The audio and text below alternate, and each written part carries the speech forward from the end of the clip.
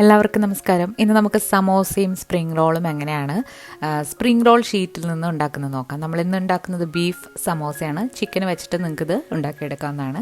കുറച്ച് refined oil ഒഴിച്ച് നന്നായിട്ട് ചൂടായി വന്നപ്പോൾ ഇതിലേക്ക് 1 ടീസ്പൂൺ വലിയ ജീരകം ചേർത്തിട്ട് നന്നായിട്ടൊന്ന് മൂപ്പിക്കുക.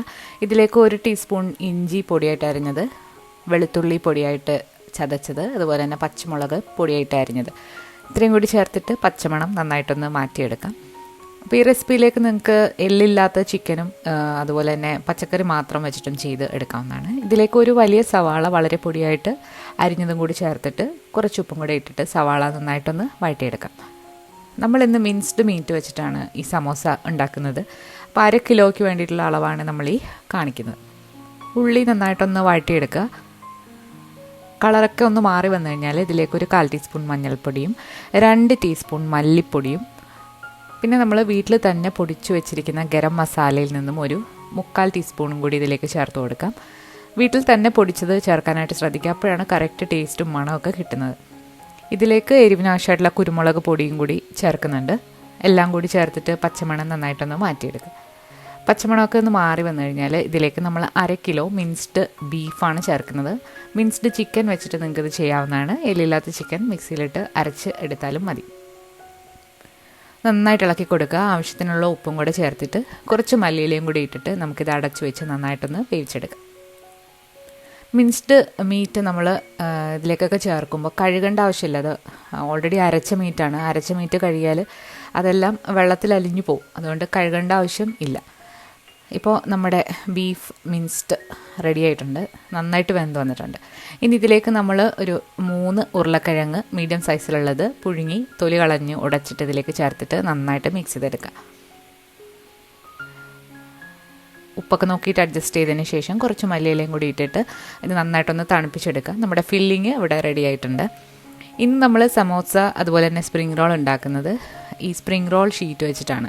അപ്പോൾ ചില സ്ഥലങ്ങളിൽ സമോസ ഷീറ്റ് കിട്ടാറില്ല, ഇതുപോലെയുള്ള സ്പ്രിംഗ് റോൾ ഷീറ്റായിരിക്കും കിട്ടുന്നത്. അപ്പോൾ ഇത് വെച്ചിട്ട് നമുക്ക് സ്പ്രിംഗ് റോളും ഉണ്ടാക്കാം, അതുപോലെ തന്നെ സമോസയും ഉണ്ടാക്കാം. അപ്പോൾ ഇത് 40 ഷീറ്റാണ് ഇത് മൊത്തത്തിലുള്ളത്. അപ്പോൾ നമ്മൾ ആദ്യം കുറച്ചൊരു കട്ടിയിൽ നമ്മളിത് പതുക്കെ എടുക്കുക. ഫ്രീസറിലായിരിക്കും ഇരിക്കുന്നത്. ഇത് നമ്മൾ ഉണ്ടാക്കുന്നതിന് തൊട്ട് മുന്നായിട്ട് നമ്മളിത് നോർമൽ ആക്കിയിട്ട് വേണം ഇത് ഇങ്ങനെ എടുക്കാനായിട്ട്. പിന്നീട് ഓരോന്നായിട്ട് നമ്മൾ പതുക്കെ ഇതുപോലെ വലിച്ചെടുക്കുക.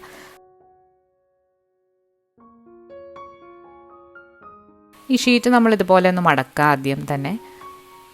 അതിനുശേഷം മടക്കി ഒരു ഭാഗം കുറച്ചൊന്ന് മുകളിലേക്ക് ആക്കിയതിന് ശേഷം ഇത് ഒരു 1/2 കപ്പ് മൈദ കുറച്ച് വെള്ളത്തിലൊന്ന് കലക്കിയെടുത്തിട്ടുള്ളതാണ്. നമ്മൾ ഒട്ടിക്കാനായിട്ട് മൈദ പേസ്റ്റാണ് എടുക്കുന്നത്. ഇനി മുകളിലേക്ക് ആക്കിയത് താഴേക്ക് ഒന്ന് ഒട്ടിച്ചു കൊടുക്കുക. ഇപ്പോൾ ഒരു ട്രയാങ്കിൾ ഷേപ്പിൽ വന്നിട്ടുണ്ട്. ഇനി ഇതിൻ്റെ ഒരു എൻഡ് നമ്മൾ മറ്റേ അറ്റത്തിൻ്റെ പകുതിയിലേക്ക് ഇതുപോലെ ഒരു സമോസ ഒരു ട്രയാങ്കിൾ ഷേപ്പിൽ ആക്കി കൊടുക്കുക. ഇനി ഇതിലേക്ക് കുറച്ച് മൈദ പേസ്റ്റ് ഒന്ന് ബ്രഷ് ചെയ്ത് കൊടുക്കുക. അതുപോലെ തന്നെ മറ്റേ അറ്റം അതിലേക്ക് ഒന്ന് ഒട്ടിച്ചു കൊടുക്കുക. ഇപ്പോൾ ഒരു പോക്കറ്റ് പോലെ വന്നിട്ടുണ്ട്. അപ്പോൾ നമ്മൾ ആ ഒട്ടിക്കാതെ ഇരിക്കുന്ന ഭാഗത്തേക്ക് നമുക്കിനി ഫില്ലിങ് വെച്ചിട്ട് നമുക്കിത് സീൽ ചെയ്തെടുക്കാം. ഇപ്പോൾ ഇതുപോലെ ഒരു പോക്കറ്റ് പോലെ വന്നിട്ടുണ്ട്. ഇതിലേക്ക് നമുക്ക് നന്നായിട്ട് തണുത്ത ഫില്ലിങ് ആവശ്യാനുസരണം വെച്ച് കൊടുക്കാം. ഇനി ബാക്കിയുള്ള ചെറിയ ഭാഗം അകത്തേക്കൊന്ന് ഫോൾഡ് ചെയ്ത് കൊടുക്കുക. ഇപ്പോൾ ഇതുപോലെ വന്നിട്ടുണ്ട്. ഇനി ആ മുകളിലിരിക്കുന്ന ഭാഗത്തും കുറച്ച് മൈദ പേസ്റ്റ് ഒന്ന് ബ്രഷ് ചെയ്ത് കൊടുത്തതിന് ശേഷം ആ ഭാഗം താഴേക്ക് ഒട്ടിച്ച് വെച്ചാൽ സമോസ ആയി. പല രീതിയിൽ ഇത് ഫോൾഡ് ചെയ്യാം. അപ്പം ഇതൊരു രീതിയാണ്.